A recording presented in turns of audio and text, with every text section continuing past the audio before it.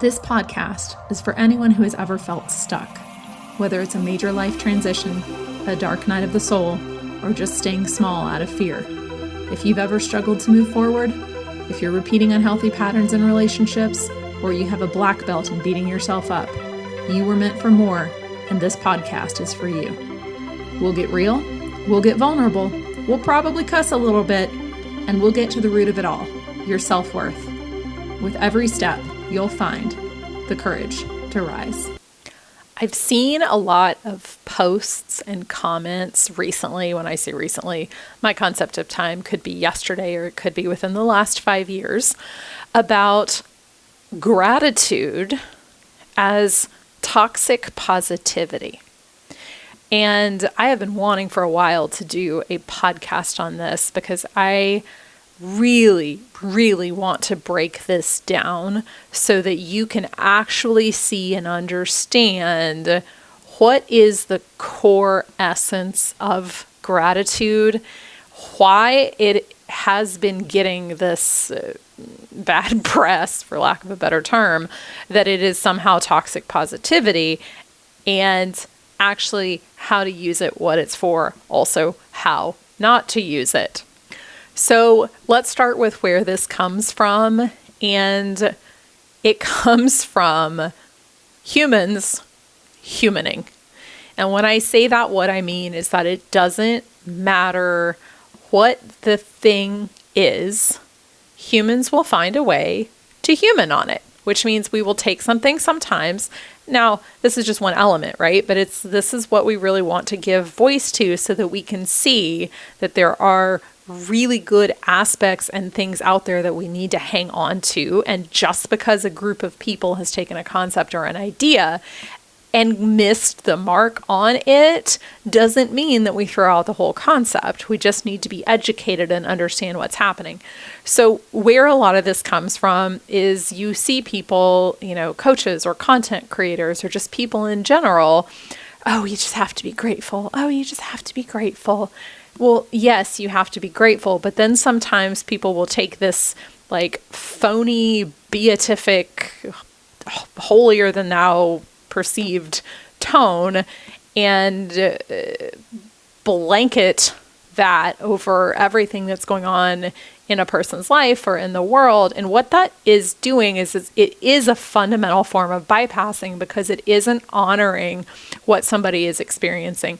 And let's take the examples of tragedies that occur, like the fires in LA is a painfully recent example, and take something like that where you don't, as the observer, and not as the person that has experienced that tragedy or that loss, you do not get to say anything to that person that sounds remotely like you're telling them how to feel or anything. And I know it comes from a place of wanting to help because we don't like to see people in pain, but too often it comes off as severe bypassing and denial of that person's experience because that person is in the shit right now.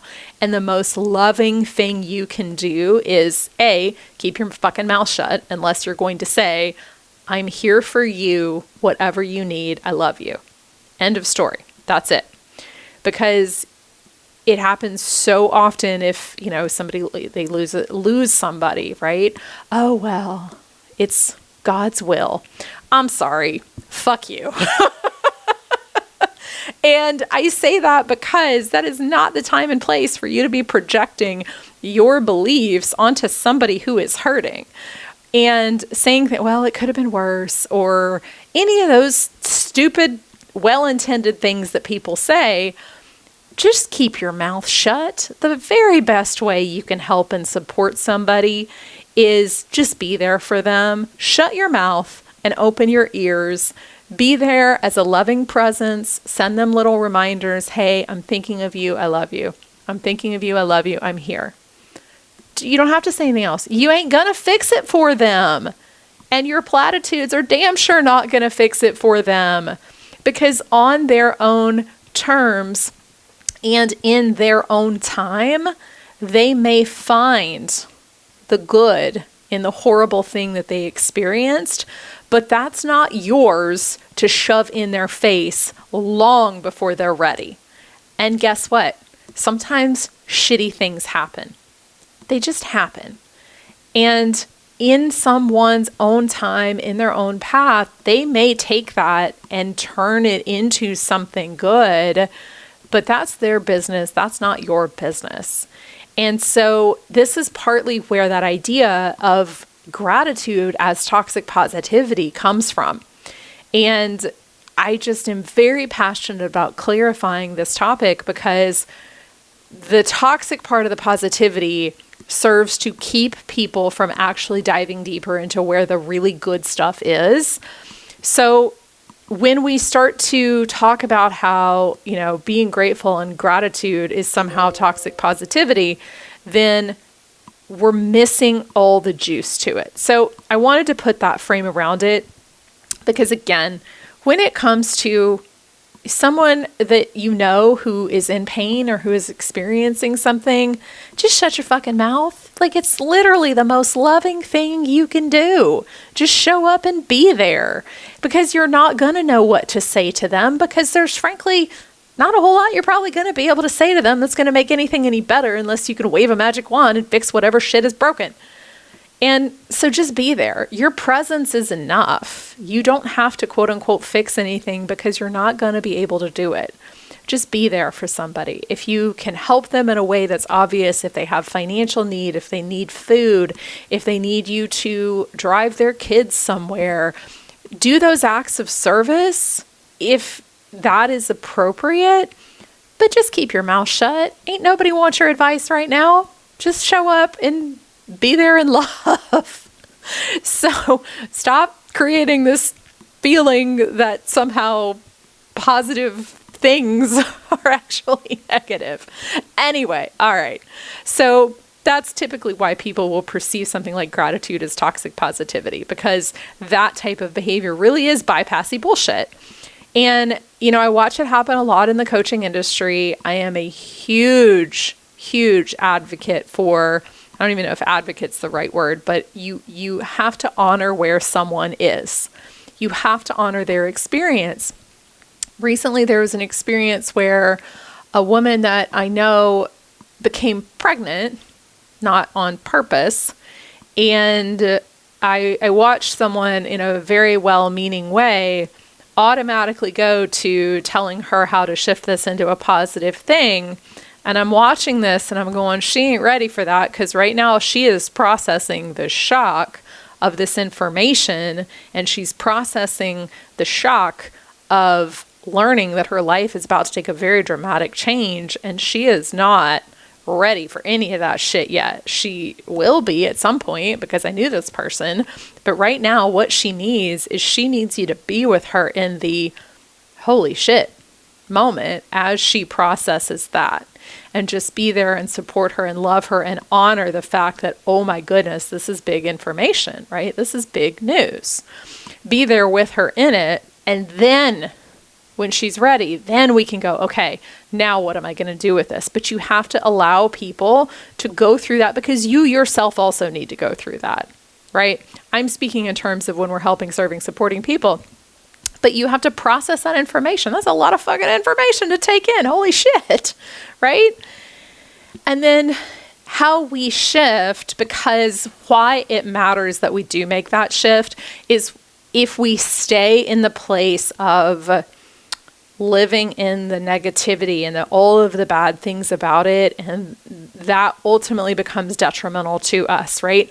But not shifting before you're ready, not shifting before you've honored, holy shit, this major thing just happened.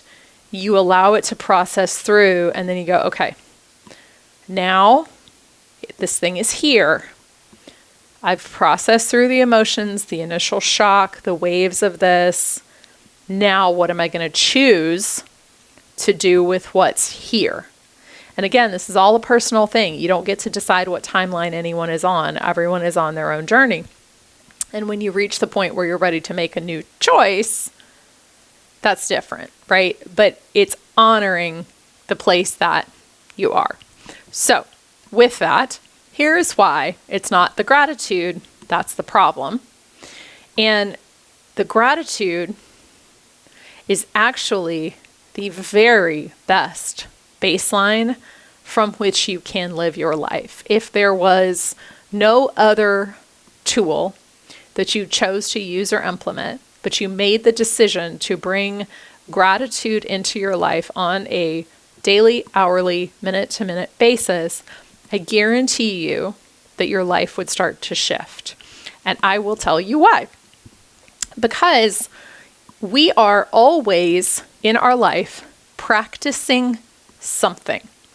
And when I say practicing something, I mean you are unconsciously practicing complaining, venting, bitching, judging, insert whatever it is that you do on a regular basis, worrying, anxiety, right? Whatever the emotion is, you're practicing something on a daily basis. And you're doing it unconsciously until you find a point where you start to bring conscious awareness to what you're doing. And it is natural. There's a negativity bias in anything that we're doing unconsciously. And basically the way that I describe this is it's easier to do the negative because we have this negativity bias. It's kind of like it's the big rock versus the little balloon. And it's easier to be pulled down into that. It takes more energy and more effort to stop and go, wait a minute, I want to choose to do something else. I don't want to choose to complain. I don't want to choose to stay in this like fussy phase about this person, or I don't want to choose to stay in this place of where I'm always bitching about this person at work or my partner or whatever it is, because whatever you're doing on a daily basis, you are practicing and you're going to get better at it.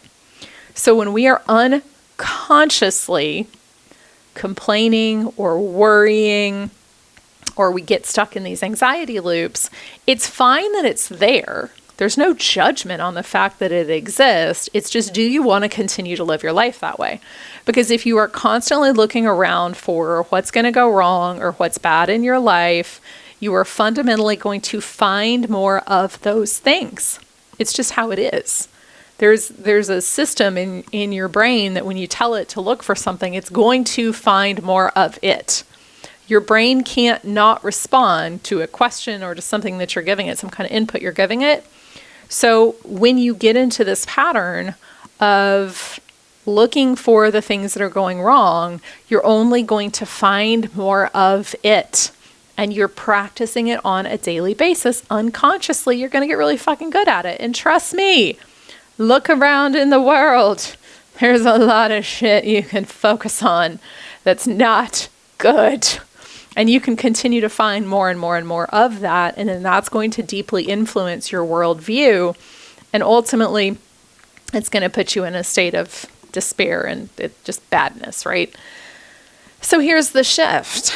If instead of choosing to focus on the negative and the lack and the things that I don't have and the things that aren't going right, either in my immediate world or in the world in general, it's not denying that bad things happen. By any means, that's not it. It's not saying bad things aren't happening. What it's saying is, I know that bad things are happening, and I know that the very best thing that I can do to influence those things is within myself to find the strength and power and love within myself that I can show up in the world as a force of love, as opposed to showing up in the world beaten down in despair because I have allowed these things that are going on around me to dictate who I have become.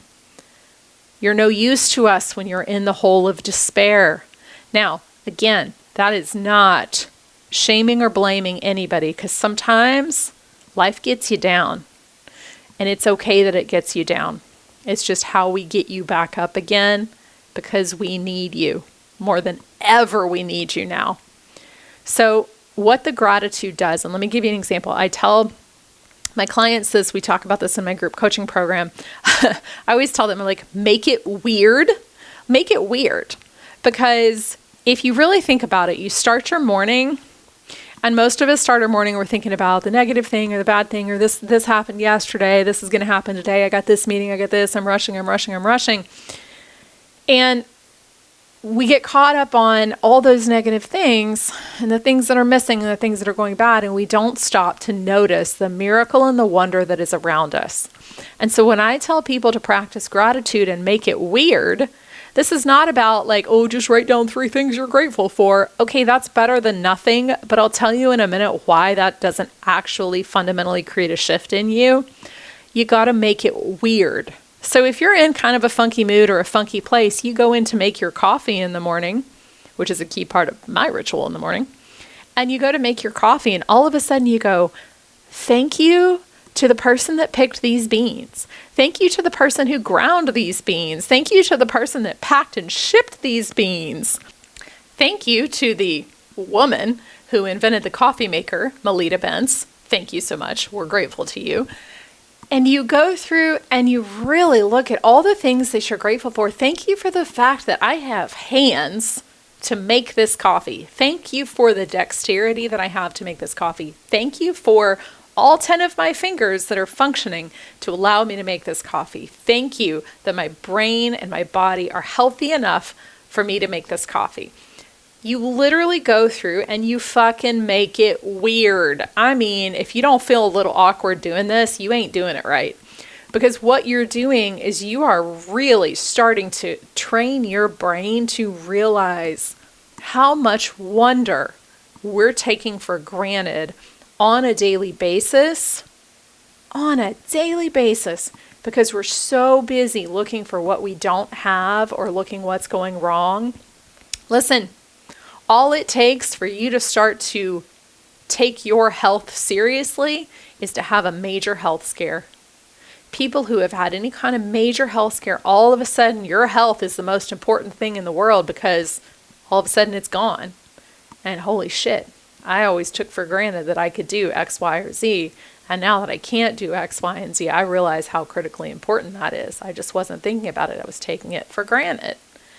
And again, there's no shame, there's no judgment on yourself. It's just, are you going to continue to do that thing? Or are you going to make a choice to see things differently? Because what actually happens in your brain, and there are neurological changes that happen in your brain when you start to focus and practice this kind of gratitude on a daily basis, your literal brain starts to change.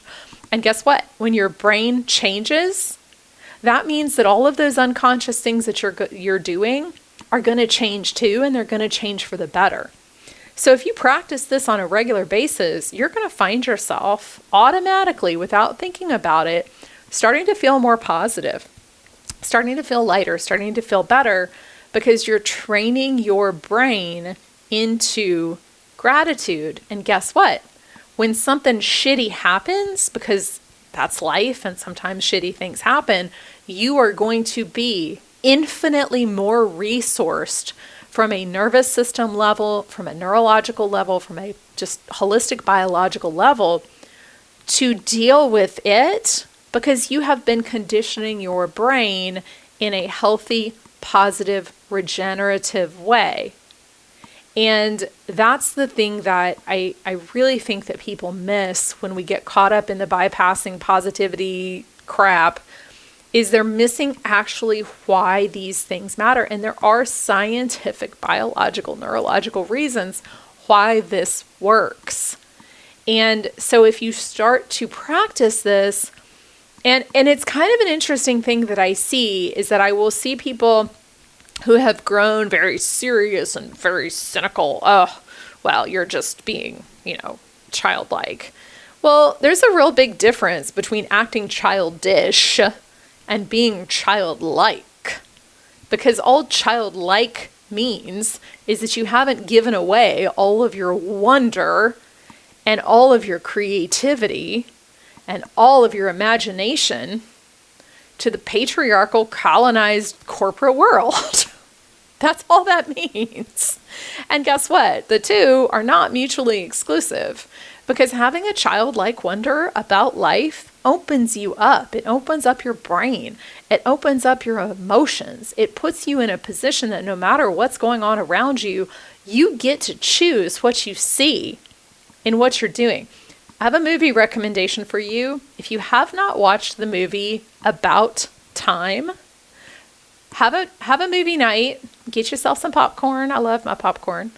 Get yourself some popcorn, whatever your little treat is, and go watch that movie and pay particular attention to the last 10 minutes of that movie and report back. But it's all about how you are creating the structures in your brain and in your body to support you showing up in your life from the best possible resourced place. And when you really practice this gratitude, because as I said, I teased out that I was going to tell you why just writing down 3 things to be grateful for really isn't enough.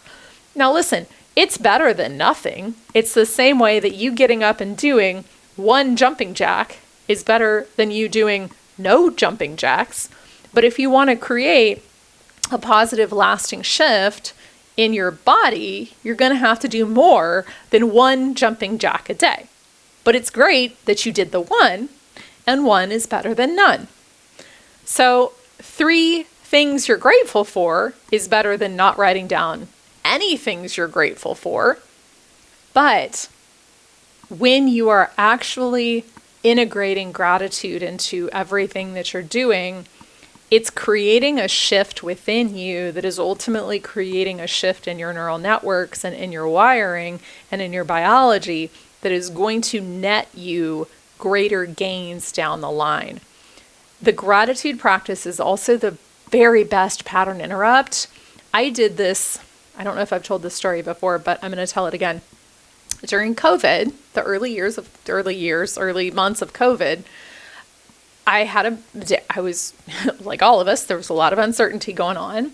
I was feeling really down. I was, experiencing a lot of things, and I was like, okay, I can't stay in this place. It's not going to serve me. I won't be well resourced. And I was cleaning up around the house, and I had to take my trash out. And in my condo, you got to walk down the hallway, whatever. So I was like, all right. And so from the time I lifted the trash bag out of the trash can, I challenged myself to find how many things I could be grateful for. I'm grateful that I have the strength and ability to do this. I'm grateful that I can buy bags. I'm grateful that bags exist so my trash just isn't all over the place. I am grateful for the feet that allow me to walk down the hall. I'm grateful I can afford shoes. I'm grateful I live in a building that has a trash chute. I am so grateful for the trash men that come pick this up. I'm grateful because how messy would the world be if they didn't? And I went on and on and on and on, all the way down the hall. It is absolutely impossible to stay in a bad frame of mind when you are looking at really, truly all the amazing things that surround you. And by the time I got to the trash chute, my mood had completely changed. And I was like, holy shit, what an amazing world we live in.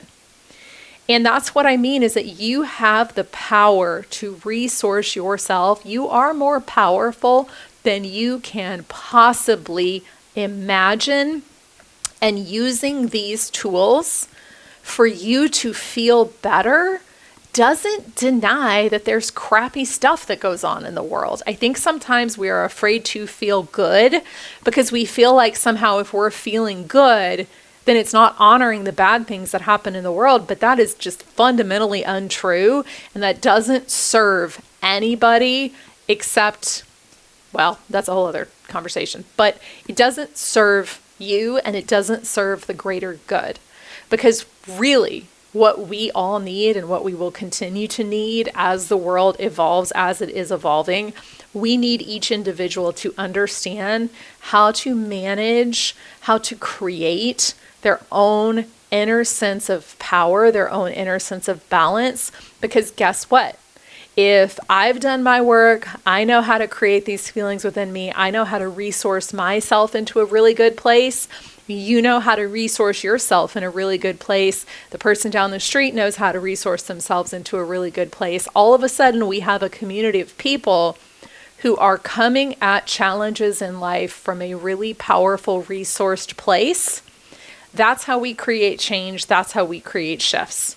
So think about it from that standpoint. If you are in that group of people that feels like you're not allowed to feel good if bad things are happening in the world, no, you need to be creating good feelings within yourself because it doesn't matter what's going on around you.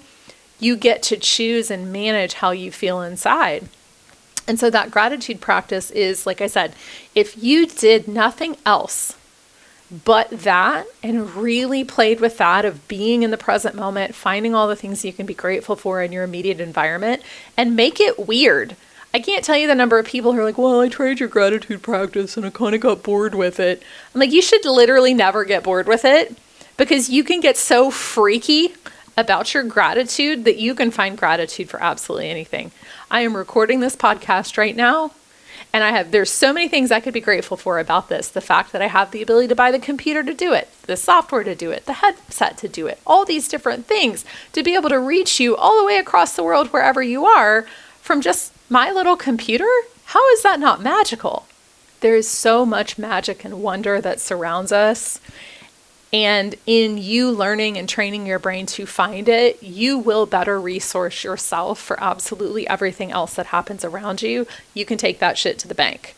So all the people you see out there that are exhibiting toxic positivity, toxic bypassing, let them do it, but don't allow that behavior to taint or take away from a very, very powerful, I almost don't even want to call it a tool because that doesn't really do it justice, but a powerful way of being.